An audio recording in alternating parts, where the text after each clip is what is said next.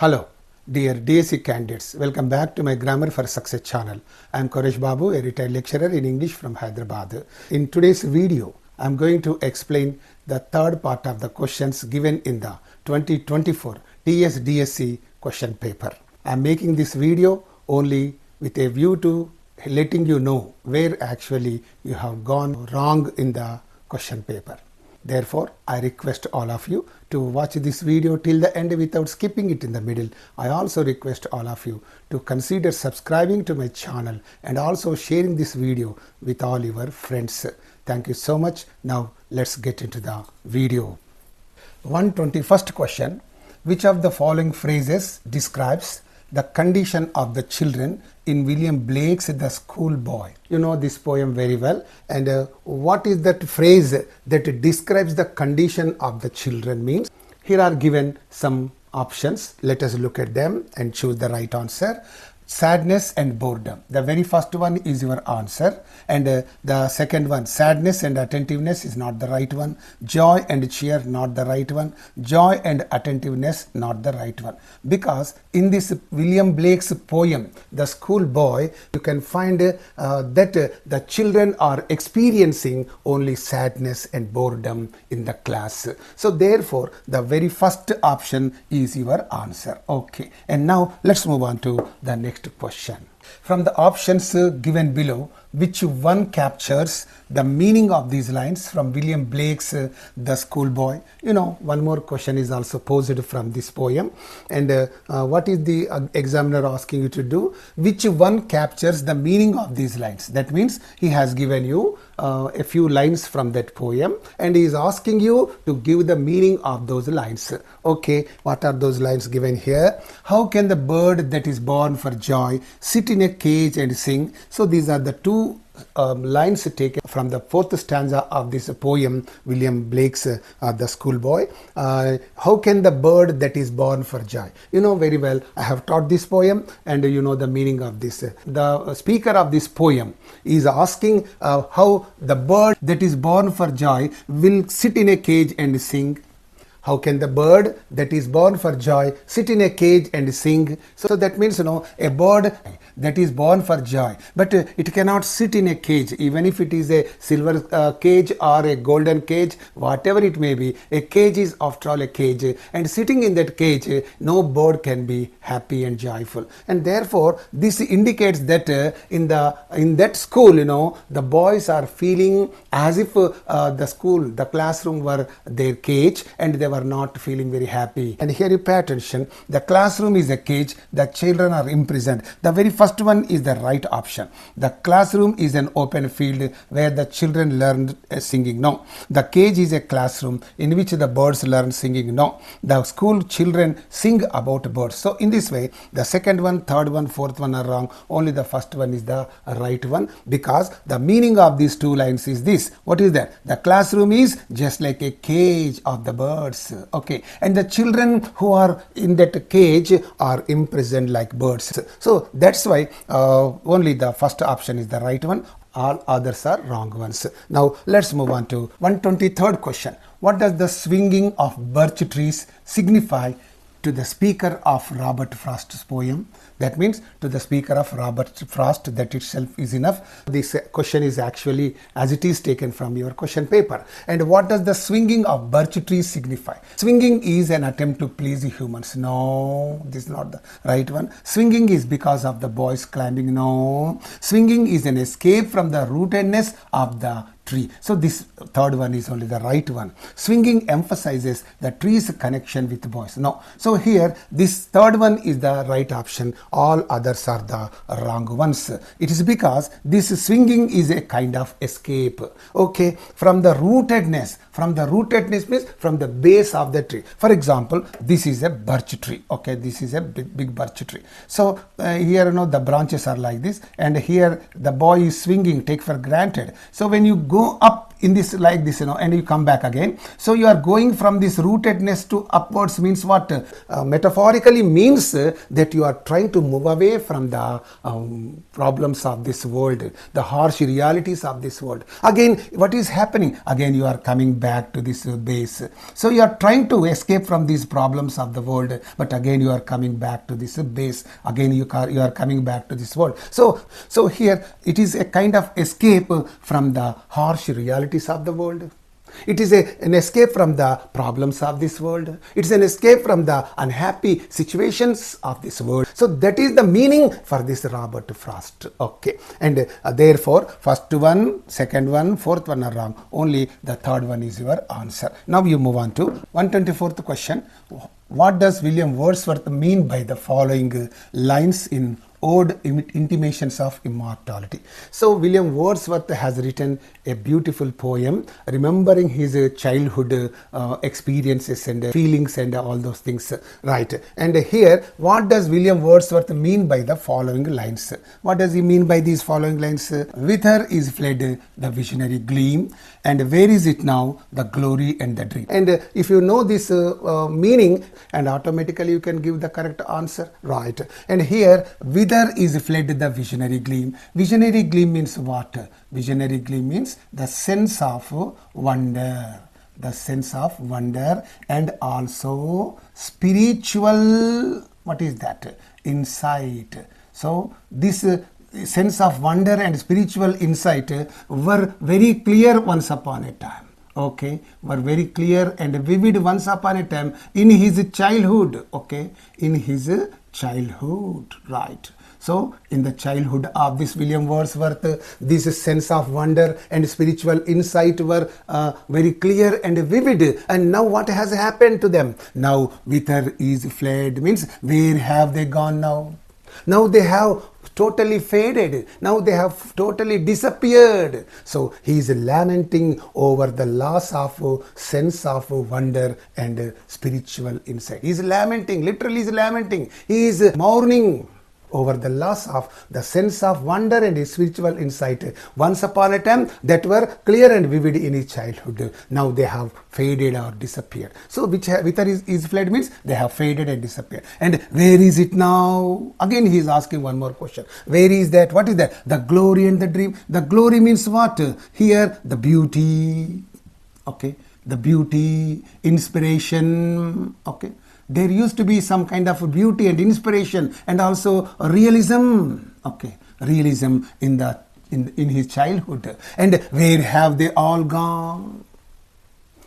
In his childhood, what is that? He had some beauty in his life. He had some inspiration in life. He had some realism in his life. But now where have all they gone? That is what this William Wordsworth is asking in these two sentences. No? In this way, on the whole, he is lamenting over the loss of sense of wonder and spiritual insight, beauty, inspiration, realism that were once upon a time there in his childhood days, very clear and very vivid. But they have all now faded. They have all now disappeared. They are no more with him now, since he has grown older. Why are they not with him now? Because he has grown older. Right. And now let us look at the options given. The gain of insight by the child as he grows up, no.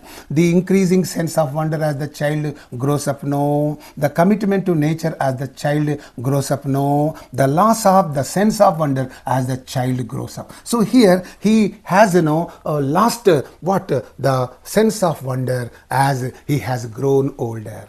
Day by day, people will be growing older and older and older. And here Wordsworth also has grown up, older and older and older. What happened now? The childhood memories, the childhood wonders and spiritual insight all have faded out.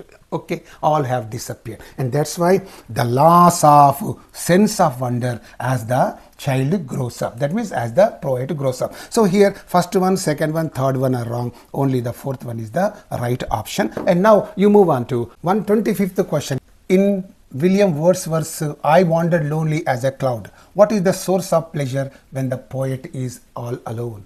What was the source of pleasure for this poet when he was all alone, when he lies on his bed? What was the source of pleasure for him means? Let us look at the options given. The memory of walking? No. The memory of seeing the daffodils? Yes. The memory of seeing the daffodils was flashing again and again, repeatedly on his mental screen, and therefore he was feeling very happy again. He was feeling very joyful again. That is there. And the song he sang on his walk? No. The cold he experienced on his walk? No. So therefore the first one, third one, fourth one are wrong. Only the second one is the right option, because the memory of seeing the daffodils is the source of pleasure for this poet when that poet is all alone. Right. And now you move on to 126th question. What is the 126th question? So here this question is marked in red color because you look at this question. In W.B. Yeats' The Lake Isle of Innisfree, what does the speaker wish to build? Okay, this is the question. You can raise an objection on this question also. If at all you have not done it correctly, you can raise your objection with regard to this question, because what does the speaker means, what does the poet wish to do here means, on the Lake Isle of Innisfree, reside in the city? No. Build a new house in the city? No. Get married? No. Retire into the country? No. So here all these answers are not correct. Only he wants to build. This answer should have been like this. He wants to build a cabin, okay, with wattles and all that. He wants to build a cabin on the Lake Isle of Innisfree. So this should have been the answer here. Had these words not been here, this would have been correct. But here these words are added. In the city, he's talking about this Innisfree. Innisfree is a lake island. On this Innisfree, the poet W.B. Yeats wants to build a cabin with wattles. But here all the options are given wrongly, and your correct answer is build a cabin. It must be there. Therefore, I have just marked it in red color. So you can raise objection to this question. You can get the full mark if you can raise an objection against this. Okay, right. And now let's move on to 127th question. What is the meaning of the following lines from John Keats' Ode to a Nightingale? So let us look at the lines given from this poem. Right. For a beaker full of the warm south, full of the truth, the blushful hypocrite, with beaded bubbles winking at the brim, and purple stained mouth, that I might drink and leave the world unseen. So these are the lines taken from the second stanza, okay, the second stanza of the poem Ode to a Nightingale. And in this poem, the poet John Keats is expressing his strong desire to escape from the reality through the metaphor of drinking wine, okay. And here that is only expressed in these lines. And now let me give you the meaning of all these lines one by one. For a beaker full of the warm south. So here the poet John Keats says he wants what? A beaker full of what? Beaker means glass or mug or jug or whatever it is, and he wants a beaker full of what? Warm south. Warm south means here wine made in south. Means here the southern regions of this England. What are the southern regions of this England? Italy and France. Okay, Italy and France. These are only the southern. That means the poet is interested in drinking a cup of wine made in south. Made in south means Italy or France, because Italy and France are well known for vineyards and for best wine also. So from these places he wants this wine, and he wants to drink that wine, full of the true, the blushful hypocrite. And in the next line here, this John Keats is comparing this wine with what? Hippocrene. Hippocrene means what? Hippocrene is nothing but the name of a fountain located where? On Mount Helicon, according to Greek mythology. And this Mount Helicon is very sacred, okay. It is very sacred for muses. Muses means what? Gods and goddesses, okay. And moreover, this fountain is believed to inspire poetic activity. This fountain is believed or said to inspire poetic activity. Poetic activity. So therefore, he is likening or comparing this wine to this fountain, that is Hippocrene. The name of the fountain is Hippocrene, right? And with beaded bubbles winking at the brim. So here, when you pour wine into this bottle, what happens? So there will be some beads, effervescent. Effervescent means budgal ravada. So that's called, the drink is always, effervescent. So these effervescent beaded bubbles means just like beads, like this, all bubbles will form at the top of that cup, okay, right? And winking at the brim. Winking at the brim means the bubbles will be bursting one by one very slowly, and it is nothing but it's like winking at the brim. That means this is the brim. Brim means ansulu. So at the brim, these beaded bubbles are winking, means bursting little by little, okay, right, one by one. And purple stained mouth. When you drink that wine, what happens? Wine is always red in color, and then when you drink that, your mouth will become purple and red and all that. And that I might drink and leave the world unseen. And that kind of wine the poet wants to drink and leave this world unseen by all the people. That means he wants to die. So that is the meaning of these 5 lines taken from the second stanza of this Ode to a Nightingale. And now what is the examiner asking you to do in this? He is just asking you to show the meaning of the following lines. Now the meaning is known to you. Let us find out the meaning of these 5 lines. Let us see that. Okay, and here, okay, thus to sing along with the nightingale, no. To own a nightingale as a poet, no. To die quietly after a pleasant drink, this is only the right one.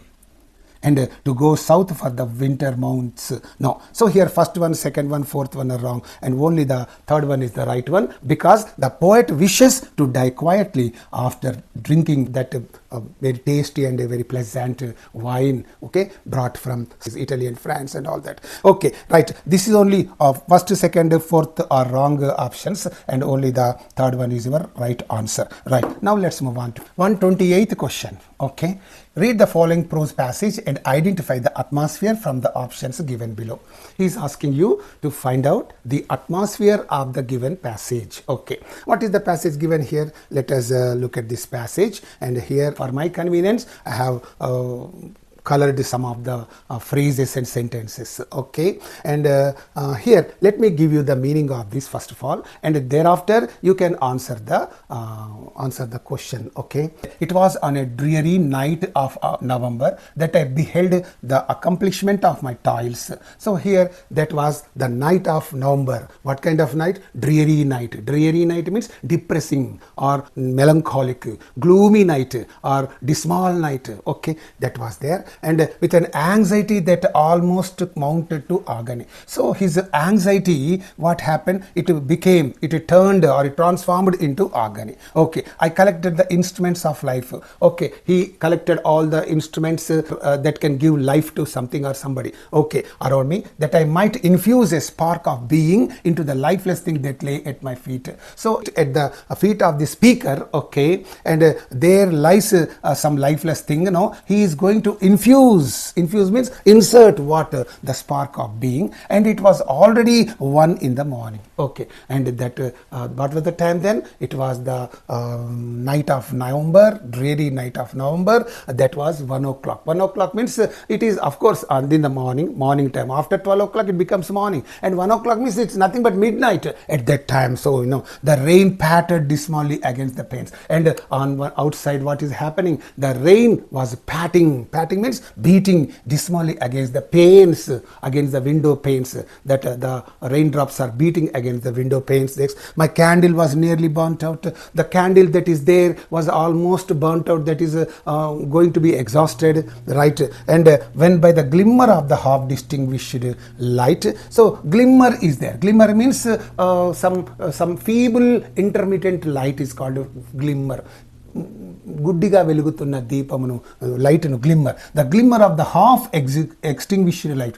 That light is almost extinguished, and the light that is coming from that candle is very weak, and it is also very intermittent. And I saw the dull eye of the creature open. So here what happened? The speaker of this passage has infused the spark of being into the lifeless thing, and what happened? The dull yellow eye of the creature open. All of a sudden what happened now? That creature into which he injected the spark of life has now opened its eye. Okay, yellow, dull yellow eye, the creature opened. It breathed hard, and that creature also breathed hard, and a convulsive motion agitated its limbs, and there was some kind of convulsive motions in the body of that lifeless object. That means, into the lifeless object he injected some life, and that has come to life. Okay, that has come back to life. Okay, and this is all about this passage. And what atmosphere can you find in this passage now? Okay, what kind of atmosphere can you find in this passage? After reading this passage, what do you feel? What kind of atmosphere do you find? Means here you pay attention. Romantic and intimate? No. And Gothic and horrifying? Yes. Classical and comforting? No. Metaphoric and puzzling? No. So here the first one, third one, fourth one are wrong, and only this Gothic and horrifying, because dreary night of November, anxiety amounted to agony, and here that was 1 o'clock in the night, and here rain pattered dismally again. All these things, what happens, they give you these are all the features typical of Gothic literature, and all these things are horrifying. You see that the horror that is created in this passage is still more enhanced with this, the dull yellow eye of the creature open. So what happened now into that lifeless object, when he injected some spark of being, that slowly opened the eye. So that gives you some kind of feeling of fear and dread. So that's why it is a little bit horrifying. So as far as my knowledge goes with this paragraph, I can only say the atmosphere employed in this passage is only Gothic. Gothic is always very mysterious, macabre, and violent incidents are described in that. And horrifying is also there. This description is how it is somewhat horrifying. And therefore Gothic and horrifying. So here I feel only the second one is the right one, all others are wrong ones. And now let's move on to 129th question. So from 129th question onwards, the questions on methodology are being posed. Okay, and you can easily answer all of them, and here and there some explanation I have to give. Okay, I'll give as far as possible. Ravi is studying in class 9th in Hyderabad. Okay, this boy is studying in class 9 in 9th in Hyderabad. In his final exams, he is facing difficulty in writing an essay on the tribal festival Nagoba Jatara. The most probable reason for Ravi's problem is that. So what must be the problem that boy is facing in writing an essay on that means? So what is the most probable problem means? You have to guess and tell that. Okay, his capacity is insufficient and not up to the school standard? No. He is familiar with the topic but unable to write as he is poor at writing? No, that is also not correct. Okay, the support he receives from his parents in academics is not adequate? No, that's not the meaning of that. He is unfamiliar with the topic. So a boy who is studying in Hyderabad in an English medium school, maybe he is an English medium school. Okay, so how can he have an idea about this tribal festival Nagoba Jatara? Even myself do not have any idea about that. So here perhaps he is unfamiliar with the topic, maybe the reason for that, and there is a gap between his home environment and the given task. So this is the given task and his home environment is different. He is being brought up in a very rich family or wealthy family maybe, and he generally, he may not have any idea about this tribal festival Nagoba Jatara. So that's why, there may be a big gap between this home environment and the given task. So probably this must be the reason for this boy not being able to write an essay on this tribal festival Nagoba Jatara. So right. So this is only an assumption. Okay, it's only a guess, it's an assumption. So first one, second one, third one are wrong. Only the fourth one is the right one, right assumption. Okay, that is only the most probable reason, right. And now let's move on to 130th question.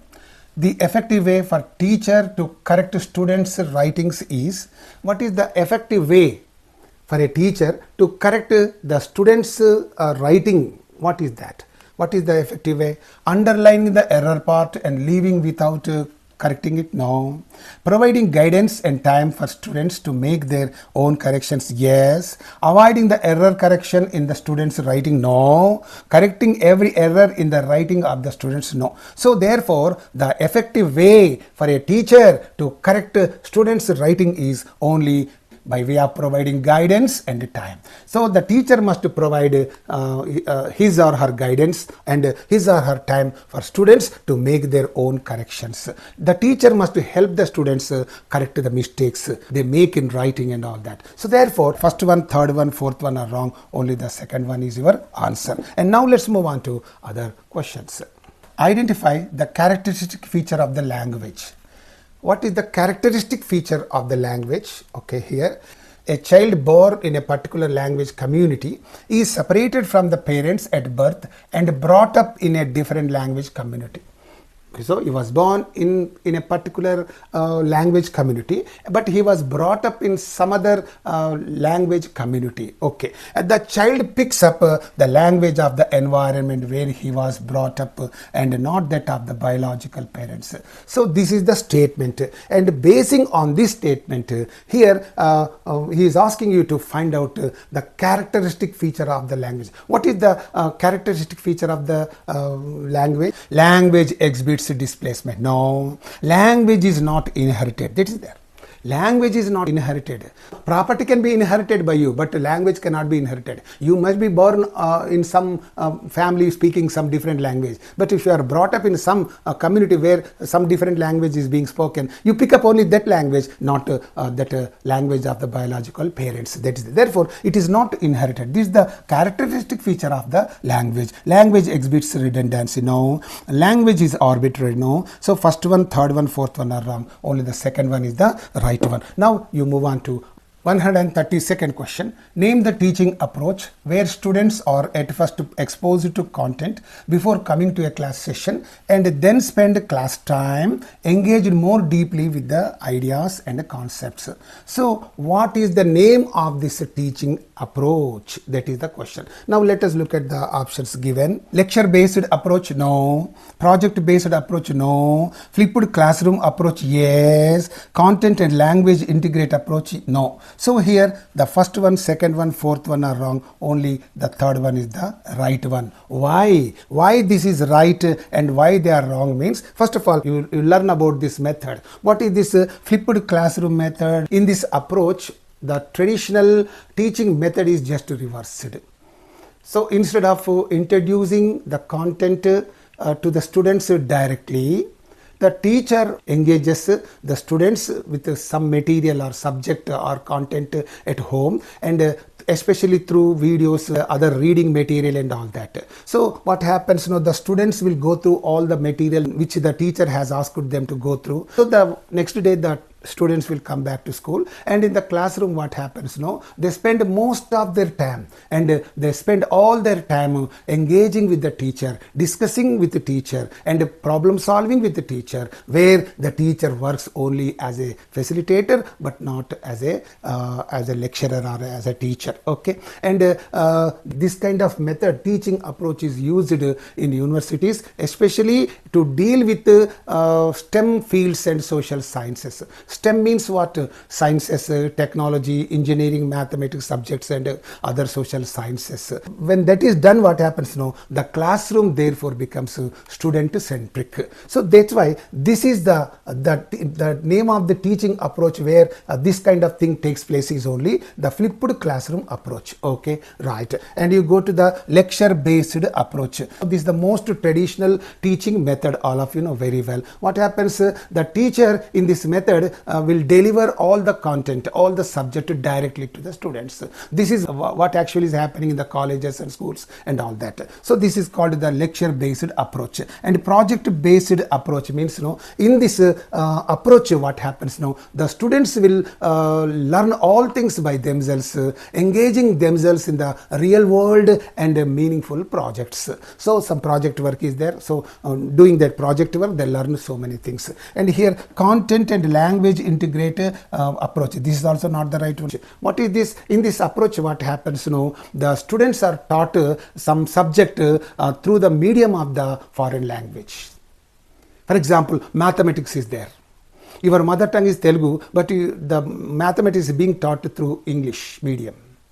Science is being taught in English medium. Biology, physics, chemistry, all these science subjects and social sciences, all the subjects are being taught through what?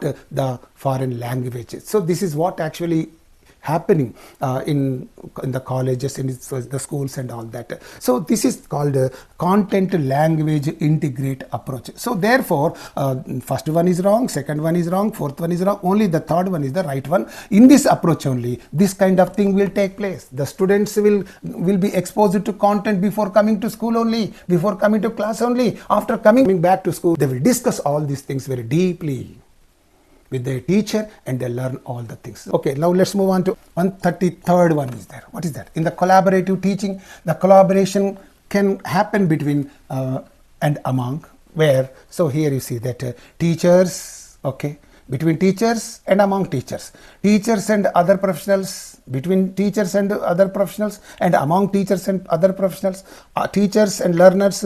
So between these persons and among these persons, what is that? What is this collaborative teaching? Okay, the collaboration can happen between whom? So here you pay attention, choose the correct answer, right? What is that? Only A is correct. No, A, B, C. Okay, this no, A, B, C. These three things are correct. The collaboration can happen between teachers and professionals and learners, professionals and teachers. So between them, between all of them, collaborative teaching will take place. Okay, right. Therefore, A, B, C, this is only the right one. First one is wrong, third one is wrong, fourth one is wrong. Only the second one is the right one. Now let's move on to 134th question. This language learning theory considers language learning as habit formation. So what is that language learning theory that considers language learning as habit formation? So here you pay attention. Connectivism learning theory, no, this is not the right one. Linguistic learning theory, no, this is not the right one. Cognitivism learning theory, no. And behaviorist learning theory, this is only the right one. So first one, second one, third one are wrong and only the fourth one is the right one. Why this is right and why these are wrong? Let us know the reason behind that.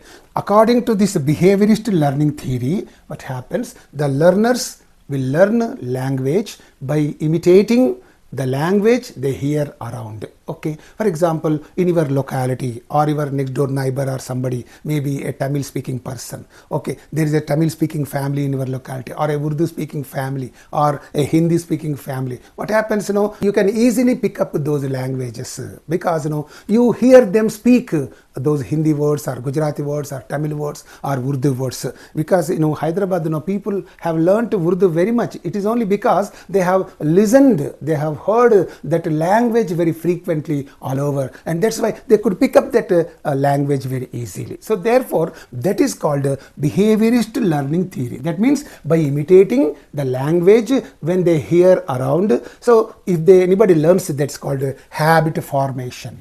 That's why you can learn a Tamil language, Hindi language, Gujarati, whatever the language you want, you can learn just by hearing the sounds spoken by those people that are in your locality. So that's why that's called behaviorist learning theory. And connectivism learning theory is there. So this emphasizes learning what?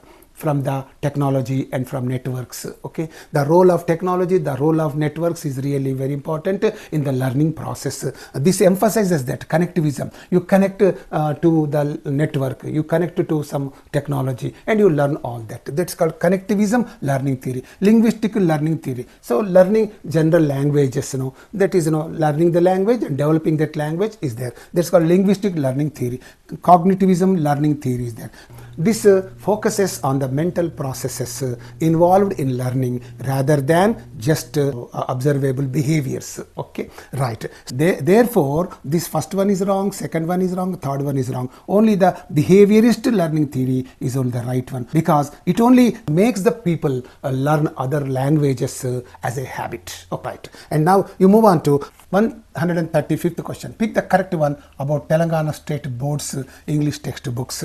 So what is the correct one about the English textbooks? Means in Telangana State Board, a common English textbook has been introduced in all media since June 2009. So this is not the right one. I think the language skills, listening, speaking, reading and writing are integrated in the larger context of the themes as suggested in the National Curriculum Framework 2005. This is the right one. The title of the English textbooks is Our World, Our English Now. The main reader component, the supplementary reader component and the workbook component are given in separate books. Yes. So here first one, third one, fourth one are wrong. Only the second one is the right one. Now you move on to 136th question. Intonation helps us to understand. Okay. And what is this intonation? I have already told you about this intonation. Intonation is nothing but the variation of pitch while speaking. Okay, sometimes you know your pitch of voice will be more, and sometimes it will be slow and medium and all that. So it will be changing. There will be some variation in the pitch while speaking. So that is called intonation. What does it help us understand? Okay, here you pay attention. The situation. This is the right one. Okay, it will help us understand the situation, whether the other person is in happy mood or good mood, or it will make you understand that situation, and it will help us understand the meaning. Okay, and it will help the attitude of the listener. No, it doesn't help us to understand the attitude of the listener. So therefore this is wrong. The relationship between the speaker and the listener. So intonation helps us to understand the situation, the meaning, the relationship between the speaker and the listener. So now let us see the options. Choose the correct answer. What is that answer given here? Okay, A, B, D. A, B. ABD. So the third one is the right one. Second one, first one, second one, fourth one are wrong. Only the third one is the right one. Now you move on to 137th question. Silent reading helps the learners to. It helps us. You have to read silently, okay? Not aloud. That habit you must form. Enhance the conversation skills and tone? No. Improve that articulation and intonation? No. Concentrate on meaning rather than on pronunciation? Yes. Read the text for a shorter time with more physical effort? No. So here, first one, second one, fourth one are wrong. Only the third one is the right one. Because silent reading helps us concentrate on the meaning only rather than on pronunciation. Because you are not reading that aloud. Okay, you are not reading it aloud. Therefore, you don't concentrate on pronunciation of the matter, but you concentrate only on its meaning that is there. Because it is silent reading. Where is the question of pronunciation and all that? So therefore, this doesn't come into the scene, and only meaning comes into scene. Therefore, silent reading helps the learners to concentrate on meaning. So, and you move on to 138th question. For the students studying in mother tongue medium, the following is not a problem in improving their speaking skills in English. Okay, it's not a problem. What is not a problem in improving their spoken English skills? Not a problem. It's not. The incongruity between letters and sounds. Incongruity means incompatibility. Incompatibility is there. Okay, because 24 letters are there, 44 sounds are there. So this is a kind of incompatibility. Imbalance is there, and therefore it may become a problem in improving the spoken English skills in English. Okay, therefore this is wrong. He is asking not a problem. This is a problem, therefore leave it. Increased exposure to English movies and English news channels helps us students improve their speaking skills. Okay, this is correct. It's not a problem because you watch English movies every day. You watch English news also on TV. Okay, so this is not a problem. You can understand English movies. You can understand English news, and through watching English movies and through watching English news, you can improve your spoken English skills in English, right? And therefore, this is the right one. It's not a problem for you. For anybody, it's not a problem. This is a problem because 24 letters are there. 44 sounds means it's a problem. All the students hardly have conducive home environment. This is also a problem. All people don't have English speaking parents, and all people don't have English speaking neighbors. So this is a problem. Okay, and therefore they cannot improve their spoken English skills in English, and this is a problem, right? And when they try to speak English in English, their mother tongue interferes. This is also a problem. And first one is a problem, third one is a problem, fourth one is a problem, but the second one is not a problem. Therefore the second one is your answer. And now you move on to 139th question. Pick the correct statement about language acquisition. What is the correct statement about language acquisition? Language acquisition means language acquiring. Okay. And in language acquisition, the learner uses the language accurately without making any errors. No. In the language acquisition process, the learner needs to study the rule. No. In learning, in language acquisition, do you learn the rules of grammar? No. Right.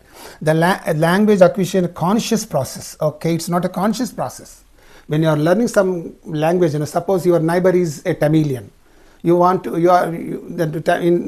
In Tamil, they are speaking with you. Do you apply grammar rules and all that and learn the Tamil language? No, you don't do that. So it's not a conscious means knowing process that is you are aware of. Language acquisition is a conscious process and happens with a lot of effort. No. So here, language acquisition is a natural process. It's a natural process. When you want to learn some language, it's a natural process and happens effortlessly. Suppose you want to learn Urdu, because in your locality there are many Urdu speaking families are there. You can easily pick it up and effortlessly you can pick it up. Okay, it's like that, and it's a natural process and happens effortlessly, and I think this is only the right one, and therefore first one, second one, third one are wrong, only the fourth one is the right one. Now you move on to other questions. The Teacher's Word Book by Thorndike and Lodge 1905 is a, what is this Teacher's Word Book? It's very important. Teacher's training module on how to teach vocabulary. No, it's not a teacher training module. Okay, and a handbook to the parents to learn vocabulary. No, guide to the teachers. Okay, this book is a guide to the teachers to select the vocabulary and teach the vocabulary. That means select vocabulary and teach vocabulary. It's a guide to the teachers. So the teachers will select some important vocabulary and they will teach only that vocabulary to the students. And workbook for the students to practice vocabulary. No, this is also not the correct one. First one, second one, fourth one are wrong, and therefore the third one is the right one. Now you move on to 141st question. The following is not a principle of language teaching in the structural approach.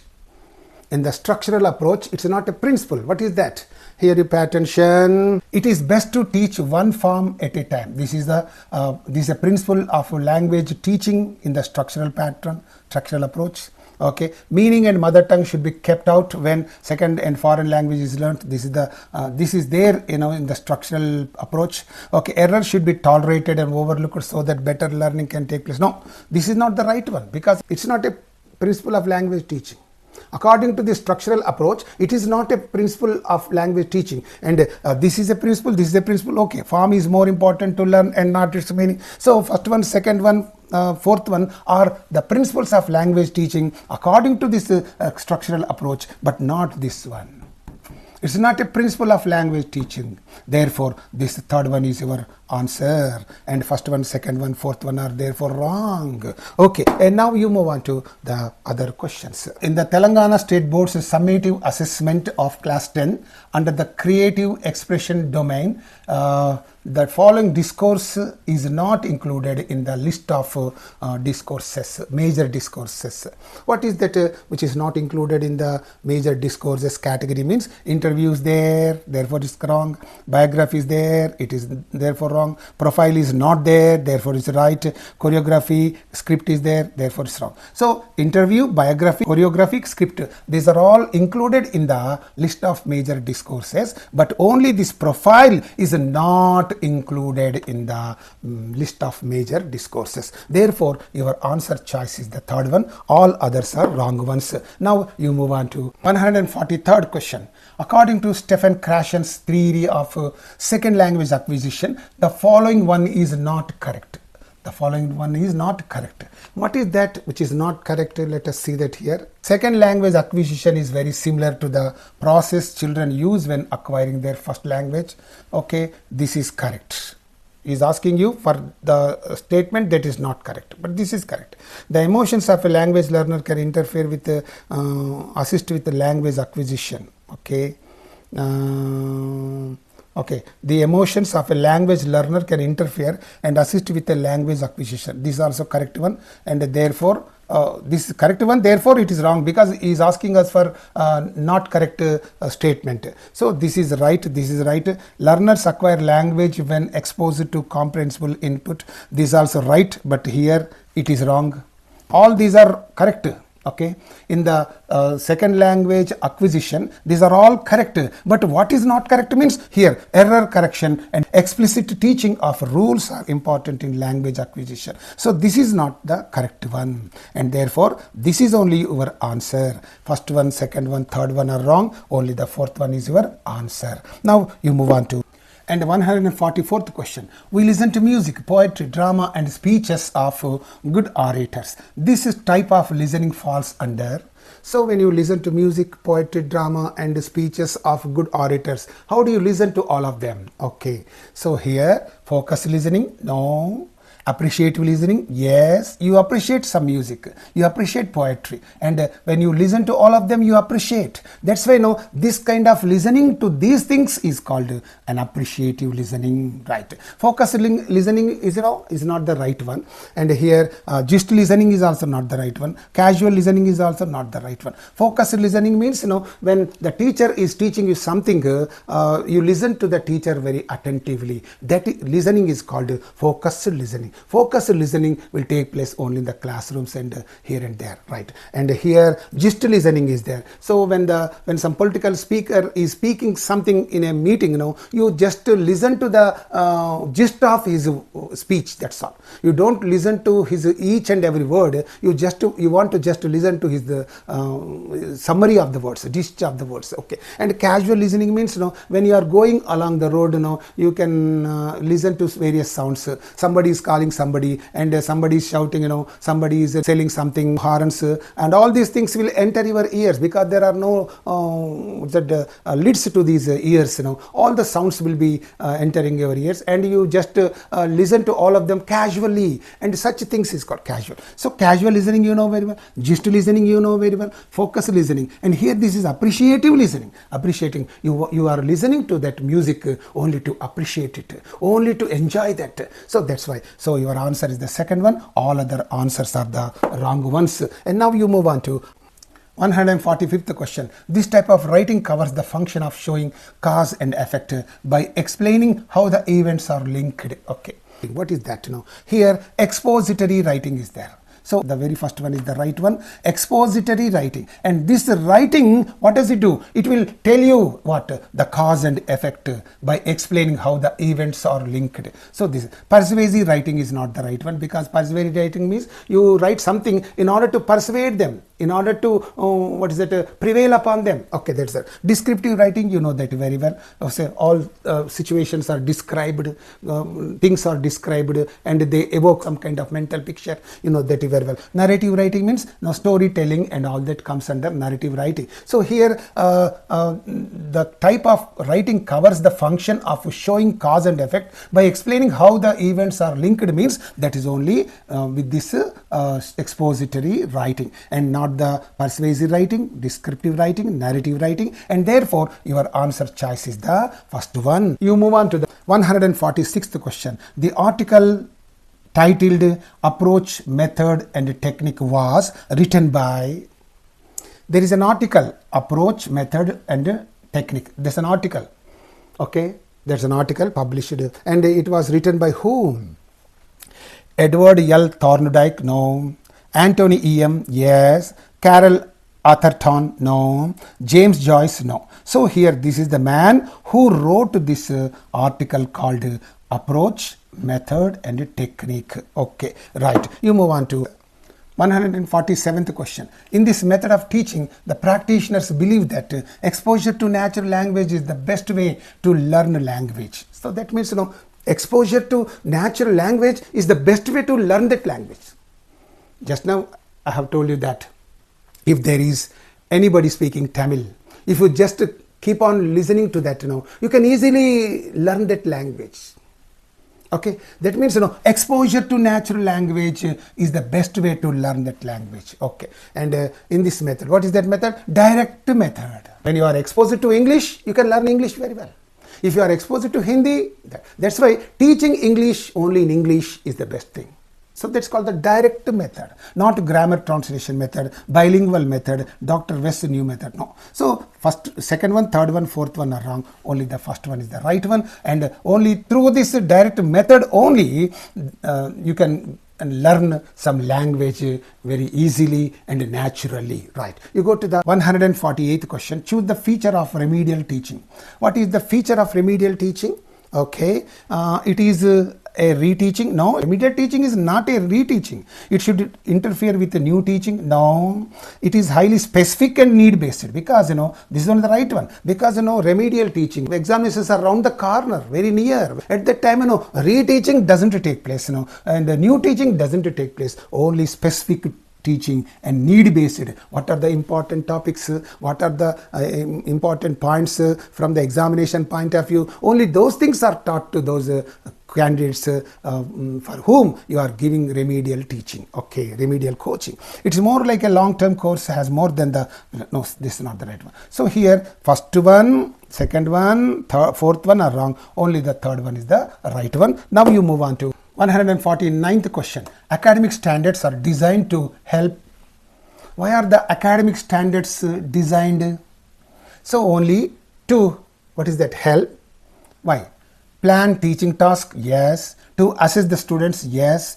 To achieve the intended objectives of a particular course, yes. To develop lesson plans, actives, yes. So for all these things, academic standards are designed. All are correct. Then let us look at the options given here. Choose the correct answer. Okay, we'll choose it. Okay, A, B, D. See, A, B, C wrong. B, C and D wrong. A, B, C, D. They are all correct. No, academic standards are set only to plan teaching tasks, to assess the student, to achieve the intended objective, to develop teaching lesson plans and activities. So for all this, so A, B, C, D, that's the right one. A, B, D is the wrong. So here first one, second one, fourth one are wrong. Only the third one is the right one. Right. And now let's move on to 150th question. What is that? Who is the best known advocate of spiral curriculum? What is this spiral curriculum? The spiral curriculum is an educational approach in which the key concepts are revisited or retaught periodically or repeatedly throughout a student's education. So this kind of thing will take place generally in mathematics and science, because mathematics rules are there. In the 8th class the rules are taught to you, okay, and in the 9th class the teacher will remind you all those rules, and in the 10th class also the teacher will bring you those rules back to your mind. So in science, mathematics, in these courses, these while teaching these subjects, this spiral curriculum comes to our rescue.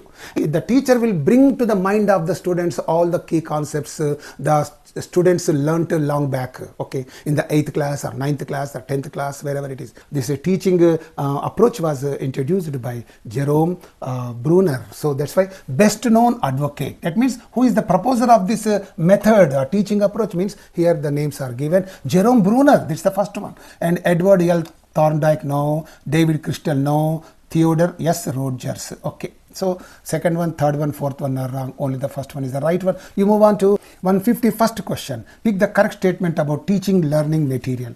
Teaching learning material. Okay. Teaching material, learning material. What is the material useful for teaching learning? Here you pay attention about this. What is the correct statement? A good teaching aid is one that is expensive to produce. No. Teacher made teaching learning material must be discouraged. No. To use teaching and learning materials, it is necessary to have a separate classroom instead of a regular one. No. So first one, second one, third one are wrong, means automatically the fourth one must be the right one. Teaching aid and teaching point should be related to each other.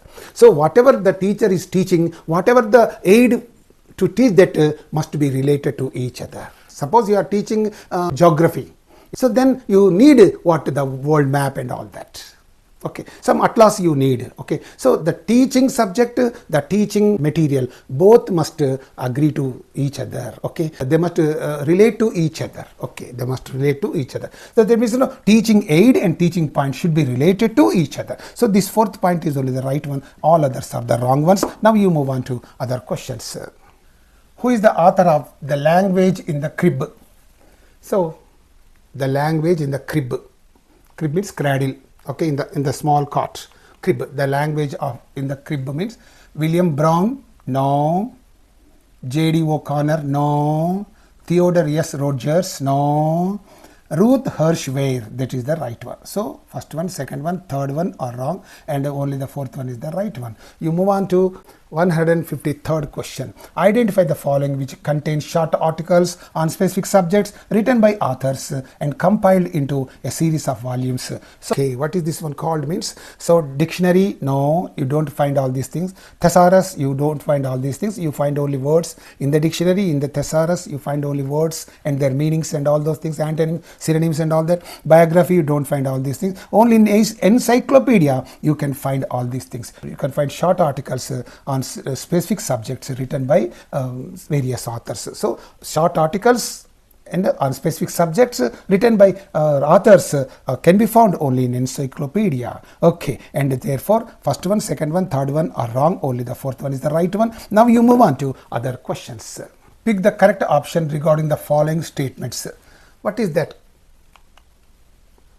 Descriptive grammar refers to a system by which a language is studied that attempts to understand how words and ideas are assembled in language. Okay, this is right, descriptive grammar. And prescriptive grammar is a principle that believes in the establishing a set of rules that need to be adhered to strictly. So this is also correct. A is correct, B is correct. A is correct with regard to descriptive grammar. B is correct with regard to prescriptive grammar. So these two are correct. And what is the examiner asking you to do? Pick the correct option. Choose the correct answer. What is the correct answer? Only statement A is correct. No. Only B is correct. No. Both statements A and B are correct. Yes. Both statements A and B are not correct. Okay. So this is wrong. So first one, second one, fourth one are wrong. Only the third one is your answer. Now you just move on to the next question. What did Drona show to his disciples on the branch of the tree? So this is a question. And here this question is an example of what? What did Drona show to his disciples on the branch of the tree? That's a question. It's an example of what?